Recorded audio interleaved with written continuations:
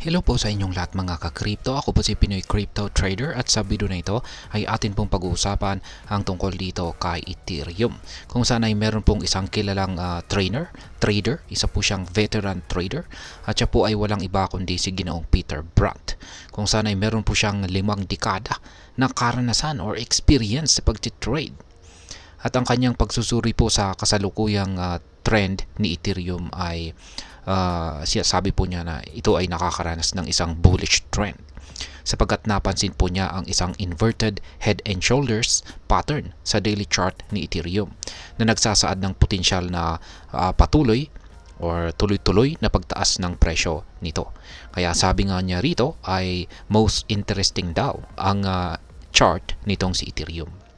Kaya ayan po mga ka-crypto ang siyang ating pag-uusapan sa video na ito. Pero bago po tayo magpatuloy ay nais ko lamang po munang bigyang linaw ang aking disclaimer kung saan ang nilalaman po ng video na ito ay hindi po ito isang financial advice. For education and information purposes lamang po ang layunin nito. Ayan po siya. Ang larawan na ito ay naglalaman ng si Ginoong Peter Brandt. Ngayon ay ang unang tanong natin dito ay ano nga ba ang inverted head and shoulders pattern? Ang inverted head and shoulders pattern ay isa po itong uri ng chart pattern na madalas na ginagamit sa technical analysis. Kaya ayan po yung ipinakitang chart dito ni Ginoong Peter Brandt. Yung S ay kumakatawan po yan sa shoulder, yung S ay head, yung sunod na S naman ay shoulder. Kaya head and shoulder patterns. Yan, ang pattern na ito ay ito po ay nagpapakita ng tatlong points. Yan, ito po yung mas mababang low, ito po yung kanyang head or ulo. Yan po yung nasa gitna. Tapos dalawang mas mataas na lows. Yan naman po yung mga balikat nito or shoulders. Kaya kapag nakita po ang pattern na ito, kadalasang indikasyon po ito ng isang posibleng pagtaas ng presyo. Ngayon ay bakit mahalaga naman ang neckline? Ang neckline ay isa po itong linya na nag-uugnay sa mga peak ng pattern at nagsisilbing resistance level. Yan po yung linya na kulay itim. Yan po yung kanyang neckline. Sa kasong ito, ang neckline po ni Ethereum ay nasa bandang mga presyong $2,745. Kapag ang presyo ay lumampas sa linyang ito ng may kumpiyansa, ito po ay karaniwang palatandaan or senyales na maaaring magpatuloy ang bullish trend ni Ethereum. Ngayon ay anong nangyari kay Ethereum?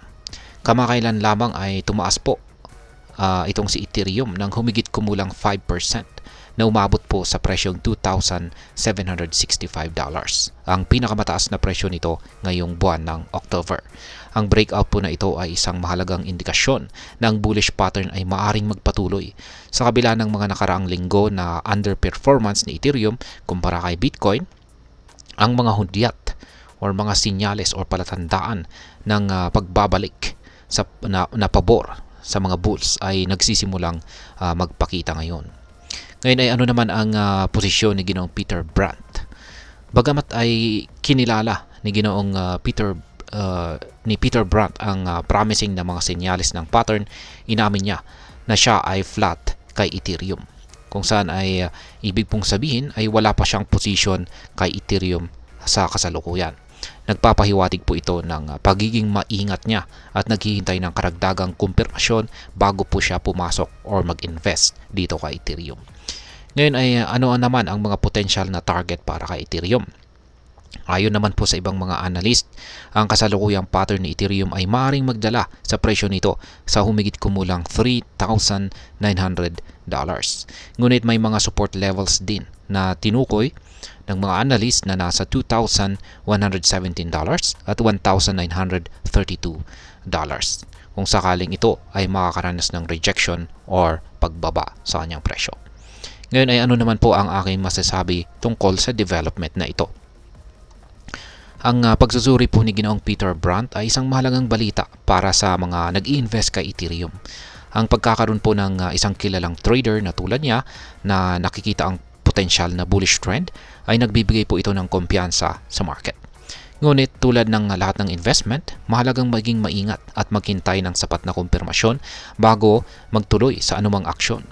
Ang technical na pagsusuri or technical analysis ay isa po itong mahalagang tool. Ngunit, laging may kasamang risk ang pag-i-invest sa cryptocurrencies. Kaya, ayan. Hanggang dito na lamang po tayo sa video na ito mga ka-crypto. Sana po ay inyong nagustuhan ang aking paliwanag sa video na ito. Kung inyo po itong nagustuhan, pakiclick lamang po ang like button nito. Para naman po sa mga bago lamang dito, kayo po ay aking inaanyayahan para mag-subscribe.